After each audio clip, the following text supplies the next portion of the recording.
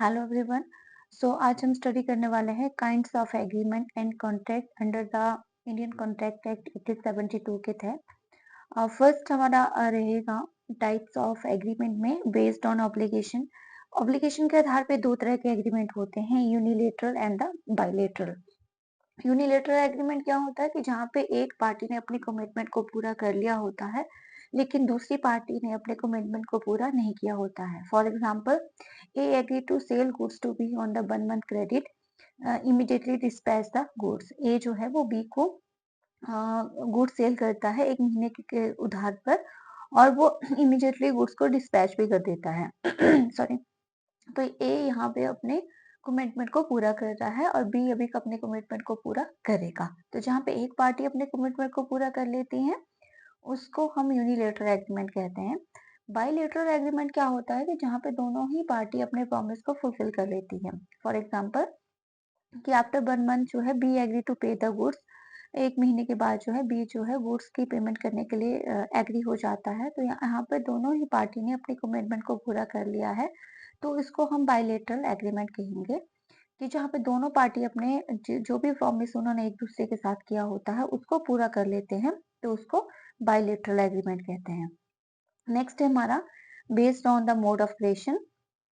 Creation के आधार पे दो तरह के एग्रीमेंट होते हैं, express agreement and the implied agreement. Express agreement क्या होता है, जहाँ पे हम लिखित तौर पे या बोलकर अपने एग्रीमेंट को करते हैं। तो कई बार क्या होता है, बच्चे कंफ्यूज हो जाते हैं कि एक्सप्रेस एग्रीमेंट सिर्फ बोलकर होता है, पर ऐसा नहीं है। एक्सप्रेस एग्रीमेंट में दोनों ही प्रकार के एग्रीमेंट लिए जाते हैं, रिटन भी और वर्ड ऑफ माउथ एग्रीमेंट दोनों ही कंसीडर किए जाते हैं। फॉर एग्जाम्पल, ए जो है वो कार अपनी 50,000 में बी को सेल कर रहा है। अगर लिखित में वो सेल कर रहा है या बोल के सेल कर रहा है तो दोनों ही केसेस में वो एक्सप्रेस एग्रीमेंट होंगे।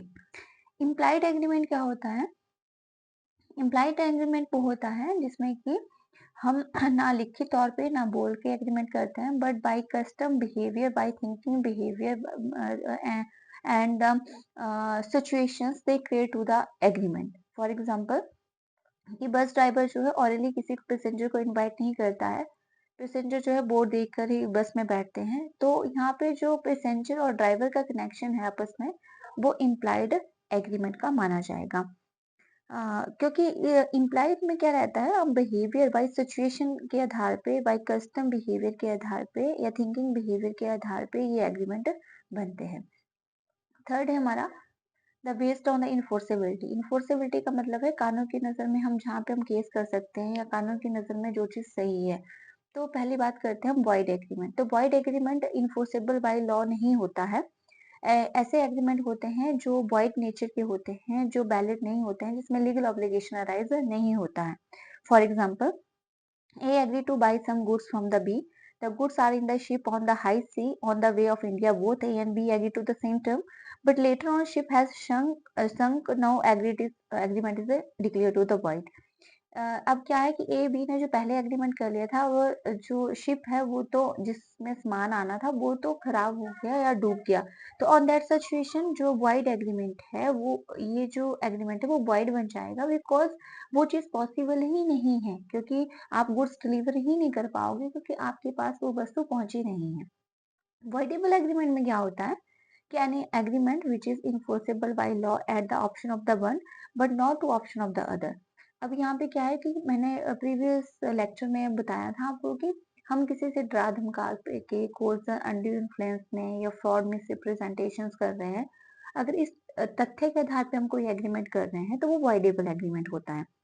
बट वॉइडेबल एग्रीमेंट क्या होता है कि मैं ना फॉर एग्जांपल कि ए जो है वो ड्रा के बी से प्रॉपर्टी साइन करवा लेता है, तो ए के केसेस में वो क्या है, वो वैलिड हो सकता है, लेकिन बी के केसेस में जब तक बी कोर्ट नहीं चाहता, प्रूफ नहीं करता है कि उसने ड्रा के इस प्रॉपर्टी को अपने नाम करवाया है, तब तक वो वैलिड ही एग्रीमेंट बना रहेगा। तो वॉइडेबल कब बनेगा, जब ए ऑप्शन एक यानी कि एक के ऑप्शन से वो वॉइडेबल बनेगा, उसको वो प्रूफ करना पड़ेगा कि उसके साथ इस तरह की हैपनिंग हुई है। For example, Ajay threatening to kill Vijay. He does not agree to sell his property to the farmer at a price and not in the half of the market value and the make Vijay sign his agreement to that effect. तो यहाँ पे क्या है कि अजय को जाता है विजय के द्वारा कि उस अब अपनी प्रॉपर्टी को कम प्राइसेस पे उसको सेल कर दिया जाए। अब इस केसेस में क्या है, जनरली सी बात है कि अजय जो है वो विजय को थ्रेट कर रहा है, तो विजय विजय ही उस केसेस को वो वाइडेबल घोषित करेगा क्योंकि वो कोर्ट जा सकता है। ओके। अब जिसने प्रॉपर्टी अपने नाम करवाई है तो वो तो उसके लिए तो वो वैलिड रहेगा, लेकिन जब तक वो सामने वाला नहीं जाता है, जो एग्रीड पार्टी है, दुखी पार्टी है, उसको प्रूव करना पड़ेगा कि वॉइडेबल एग्रीमेंट है। तो वॉइड एग्रीमेंट क्या होता है? वॉइड एग्रीमेंट में क्या है, वॉइड एग्रीमेंट अगर कुछ एग्रीमेंट क्या होता है, पहले लीगल होते हैं, वैलिड होते हैं, लेकिन बाद में वॉइड बन जाते हैं। ओके। तो वॉइड एग्रीमेंट में इलीगल क्राइटेरिया भी आपके वॉइड एग्रीमेंट का होता है, लेकिन वॉइड एग्रीमेंट का दायरा बहुत बड़ा होता है, बहुत बड़ा होता है, क्योंकि इसमें ऐसा नहीं है कि वॉइड एग्रीमेंट जो है वो पहले से ही वॉइड है, सम टाइम वो वॉइड भी होते हैं, सम टाइम वो वॉइड भी नहीं होते हैं, तो इस बात को भी आपने ध्यान रखना है। लेकिन वॉइडेबल एग्रीमेंट में क्या रहता है कि एक पार्टी के थ्रू जो है उसको वॉइडेबल बनाया जाता है। बेस्ड ऑन लॉ के आधार पे अगर बात करें तो इसमें भी दो तरह के एग्रीमेंट है, legal agreement and illegal agreement. Legal agreement क्या होता है, जो इन्फोर्सेबल बाय लॉ होते हैं, कानून की नजर में सही है। ए जो है वो अपनी कार जो है बी को 50,000 में दे रहा है, तो 50,000 अगर उसकी वैल्यू है, सही है, तो ज़रूरी बात है कि ये एग्रीमेंट क्या होगा, लीगल एग्रीमेंट है। लेकिन इलीगल एग्रीमेंट क्या होता है, जो इन्फोर्सेबल बाय लॉ नहीं होते हैं, जो पब्लिक नेचर के अकॉर्डिंग जो है इमोरल होते हैं, इलीगल होते हैं या पब्लिक पॉलिसी के विरुद्ध होते हैं, तो इस तरह के एग्रीमेंट इलीगल होते हैं। फॉर एग्जाम्पल कि ए जो है बी को पैसे देता है कि सी का आपने मर्डर करना है, तो जो सी किलिंग है और बी ए जो है वो बी को पैसे दे रहा है उस मोटिव पे किसी को मारने के लिए, तो इस तरह के एग्रीमेंट क्या होते हैं, इलीगल होते हैं। और इसमें एक और चीज़ है वो आपको ध्यान रखनी है कि वॉइड एग्रीमेंट का जो दायरा है वो बहुत बड़ा होता है, जैसे मैंने पहले बात की, क्योंकि वॉइड एग्रीमेंट में इलीगल एग्रीमेंट भी इंक्लूड होता है, लेकिन इलीगल एग्रीमेंट में वॉइड एग्रीमेंट इंक्लूड नहीं होता है, क्योंकि all illegal agreement are void but all void agreement is not illegal. ऐसा जरूरी नहीं है कि जो वॉइड एग्रीमेंट हो रहा है वो इलीगल हो।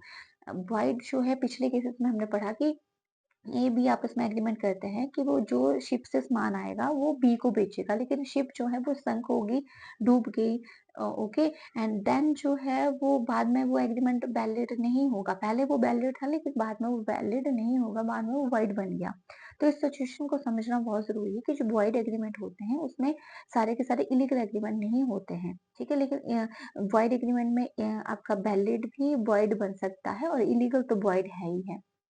एग्जीक्यूटेड एग्रीमेंट क्या होता है, सॉरी, बेस्ड ऑन परफॉर्मेंस के आधार पे दो तरह के एग्रीमेंट होते हैं, यानी कि जो हम परफॉर्मेंस के आधार पे दो तरह के एग्रीमेंट को लेते हैं, एक है एग्जीक्यूटेड और एक है एग्जीक्यूटरी। एग्जीक्यूटेड एग्रीमेंट क्या होते हैं कि जहाँ पे दोनों ही पार्टी ने अपने परफॉर्मेंस को पूरा कर लिया होता है। एक सिंपल वे में समझना है तो अगर ए ने बी को स्कूटर दिया और बी ने उसके बदले पैसे दिए, तो ए ने स्कूटर दे दिया है, बी ने पैसे दे दिए हैं, तो इन दोनों ही केसेस में क्या है, वो एग्जीक्यूटेड हो गया, यानी दोनों ही ने अपनी परफॉर्मेंस को पूरा कर लिया है। और एग्जीक्यूटिव एग्रीमेंट क्या होता है, जहाँ पे एक पार्टी जो है अपनी परफॉर्मेंस को पूरा कर लेती है, लेकिन दूसरी पार्टी ने अपनी परफॉर्मेंस को पूरा नहीं किया है, अपने दायित्व को पूरा नहीं किया है। फॉर एग्जाम्पल, ए ने जो है वो A agreed to paint B horse for the price. B paid the price, but A has not yet finished painting the horse B executed. A has not. अब A क्या है, A जो है वो एग्री हो जाता है B के हॉर्स में पेंट करने के लिए। अगर बी यहाँ पे किसी को बेचना चाहता है, तो जब तक वो एक ने अपनी परफॉर्मेंस को पूरा कर लिया है, लेकिन दूसरा तभी करेगा ना जब वो चीज हैपेंड हो जाएगी। या सिंपल वे में समझिए, जब एक इंसान अपनी परफॉर्मेंस को पूरा कर लेता है लेकिन दूसरे ने अभी तक परफॉर्मेंस को पूरा नहीं किया है, तो उसको हम एग्जीक्यूटिव कहेंगे। अगर ऊपर के जो एग्जाम्पल को हम लेके चलें कि ए ने स्कूटर दे दिया है लेकिन बी ने अभी तक पैसे नहीं दिए हैं, तो ए ने अपनी परफॉर्मेंस को पूरा कर लिया है, तो ए के केसेस में वो एग्जीक्यूटरी है, लेकिन बी के केसेस में वो नहीं है, क्योंकि दोनों पार्टी परफॉर्मेंस को पूरा करेंगे तो उसको हम एग्जीक्यूटेड कहते हैं। और जहाँ पे एक पार्टी अपने परफॉर्मेंस को पूरा करती है तो वहां पे हम उसको एग्जीक्यूटरी कहते हैं। नेक्स्ट हम बात करेंगे बेस्ड ऑन द इन्फोर्सेबिलिटी। इन्फोर्सेबिलिटी के आधार पे दो तरह के कॉन्ट्रैक्ट होते हैं, इन्फोर्सेबल एंड द अनइन्फोर्सेबल। इन्फोर्सेबल क्या है, जो वैलिड एग्रीमेंट होते हैं जिसमें किसी तरह का लूप होल नहीं होता है और मतलब किसी तरह की त्रुटि नहीं होती है, ऐसे एग्रीमेंट को हम इन्फोर्सेबल बाय लॉ कहते हैं, ठीक है, जहाँ पे हम कानून के स्तर में वो सही है। अनइन्फोर्सेबल एग्रीमेंट क्या होते हैं, an contract is one that can not be enforceable by law, जो कानून की नजर में इन्फोर्सेबल नहीं होते हैं, जिनमें कोई ना कोई लूप होल होता ही होता है। एंड अगर कोई ब्रीच ऑफ कॉन्ट्रैक्ट हो जाता है तो आप कोर्ट नहीं जा सकते हैं, आप डेमेजेस क्लेम नहीं कर सकते हैं, रिइंबर्समेंट के लिए क्लेम नहीं कर सकते हैं, तो वो अनइन्फोर्सेबल एग्रीमेंट होते हैं। ठीक है, इन्फोर्सेबल एग्रीमेंट में क्या होता है कि अगर ब्रीच ऑफ कॉन्ट्रैक्ट हो जाता है तो एग्रीड पार्टी जो है डेमेजेस और क्लेम के लिए कोर्ट जा सकती हैं। नेक्स्ट हम